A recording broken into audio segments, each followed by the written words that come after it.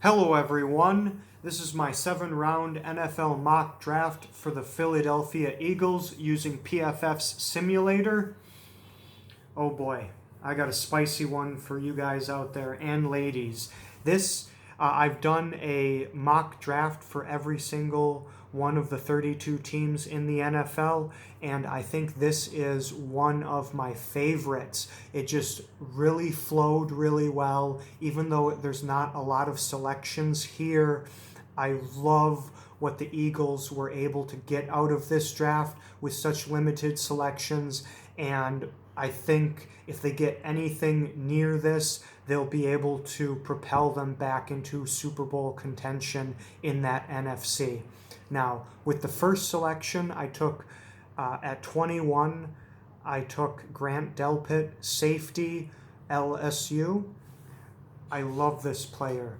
He's got tremendous range as a safety and coverage. He comes up and makes big plays. He is good at being a ball hawk. He forces fumbles. He played in the SEC. He was just fantastic for that defense last year and also this year. The issue with him, of course, that everyone brings up because it's a big one, is that his missed tackles. I think that he can improve on that in the NFL. You can, that's of all the things about a prospect, I think that's one thing that can be coached up a little bit or practiced a little more. So I'm not as concerned with that, but it is certainly something to a risk and something to keep in mind. I love this guy. He's going to really improve that coverage unit, especially because Malcolm Jenkins left. He was released, and that's a hole there certainly on the roster for the Eagles. Moving on to selection 27, it's Jalen Reagor, wide receiver, TCU. This is another guy that I really like a lot. He's a speed guy, a burner. I think the only better speed threat at wide receiver in this draft is Henry Ruggs, the second. After him, Jalen Reagor is the next best prospect as a deep threat, and he does that very, very well. He also has exceptional ball skills and really good leaping ability, so he can go up there and win some contested catches that a smaller receiver of his stature might not normally get to. His route running is maybe where he can improve a little bit, but he's not horrible by any means. It's not like he's Corey Coleman out of Baylor from a couple of years ago. Reagor can run a lot of different routes as well. TCU, unfortunately, I don't know why, but they didn't use him in a lot of different ways. I think Doug Peterson could really get creative with this guy and use him in more ways than he was used in college.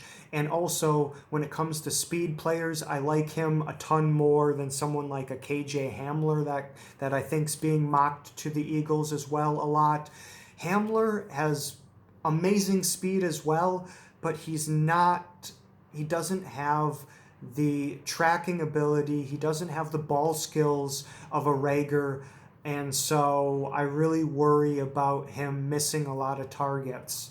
Okay, at 103, I took Kayvon Wallace, cornerback, Clemson University. He's going to be an amazing slot corner if the defensive coordinator there puts him in that position. If you try to play him at safety, you're going to be quite disappointed. He plays much better as an off-zone / kind of box safety. He's a very sure tackler.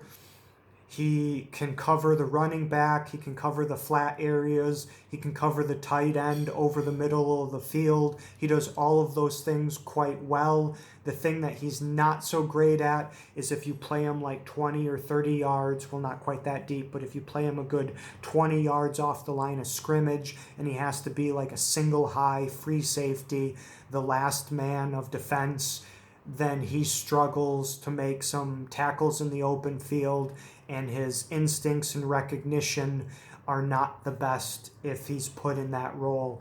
But if he's a slot corner, off zone, he's going to be a plus player. And the Eagles, wide receiver and cornerback, that's what they really, really need. And that's one reason why I really love this draft. The last couple of players, the last three players I want to talk about as a group, John Hightower, wide receiver, Boise State, Stanford Samuels III, cornerback, Florida State University, and then Joe Reed, wide receiver, University of Virginia. Here, it's a cornerback and two wide receivers. These are the two positions of greatest need for the Eagles. That offensive line is good. The tight ends are good.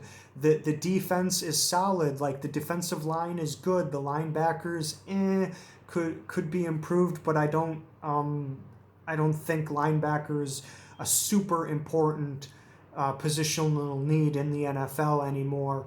And then, of course, the secondary. So Hightower, he can play on the outside. He's got speed, and he's a decent route runner. So at 127, I think that's very good value. Stanford Samuels III, he's a cornerback prospect. Just keep throwing more and more and more resources at it until you get until you get 3+ average starting corners in that group that you have. The Eagles don't have that right now, so they need to continue to add to that group and throw darts at the board, throw resources in that direction. Finally, Joe Reed. I like him quite a bit. He runs good routes, I would say, and he has really good speed as well.